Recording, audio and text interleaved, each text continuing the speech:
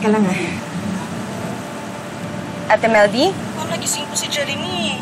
Iyak na iyak, ma'am. Hinahanap ka siguro nito. Hindi, sige, babalik na lang ako dyan agad. Sige, salamat. Jordan, pasensya na Kailangan ko nang bumalik sa kwarto. Pero, masaya ako na nakapag-usap tayo ng ganito. Salamat, Han?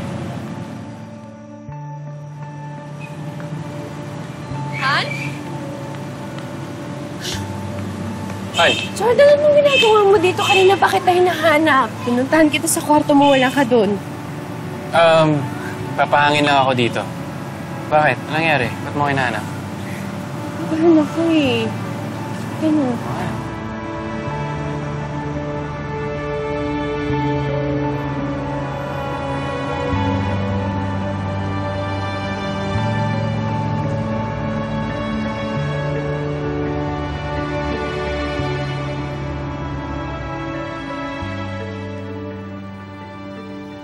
Hindi ako mapanatag. Dito ko na lang kayo matulog. Ay, kaloka, hindi pwede, Shaira. Dapat nga hindi kayo nagkita the night before the wedding, May ko lang yun. Nag-dinner naman na tayo kanina, pero gusto ko lang mapanatag. Hindi ako makakatulog kapag wala ako. Han, mabuti pa magpahinga na lang tayo, okay? Magkikita naman tayo bukas, Sigurado ka? Good night.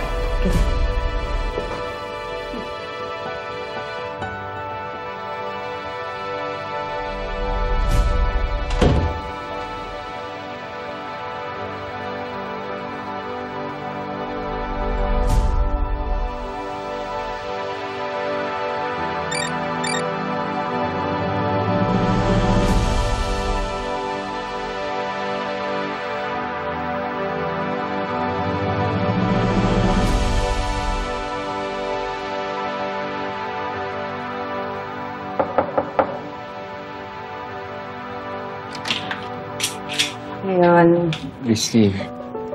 Ana. Talaga bang hindi niyo ako patatahimikin pareho?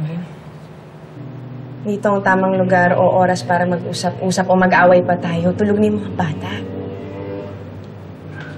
Christy, sandali lang.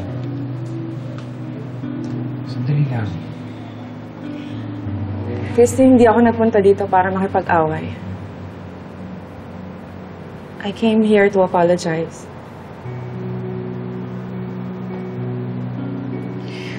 It's not easy for someone like me to accept defeat.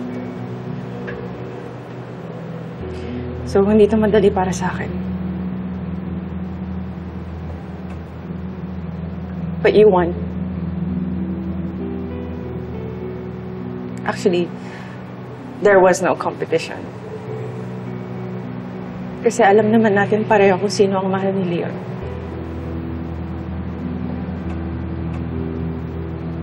I was being stupid. Umasa ako kasi sinabi mo na feeling mo may nararamdaman pa rin si Leon para sa akin. And nung nakasama ko ulit yung pamilya ko, nung naramdaman ko na may chance na mabuo kami, gusto kong ipaglaban. Pero tama ka, Christy. Ako yung sumira ng pamilya ko. And I have no right para gawin yun sa inyo. So I'll leave you guys alone. Hayaan ko na kayo. I'll just focus on Billy kasi yun naman talaga ang plano ko from the start. Sana okay lang sa inyo na gusto ko pa rin makasama yung anak ko. Hana, hindi mo kailangan magpaalam sa akin. Kayo pa rin talaga ni Leon ang tunay na magulang ni Bailey. Gusto ko lang talaga mag-coexist tayo lahat peacefully. Yun lang. Okay, I can do that. Talaga. Mauna na ako. Hana, salamat. Ana. Salamat, Hana.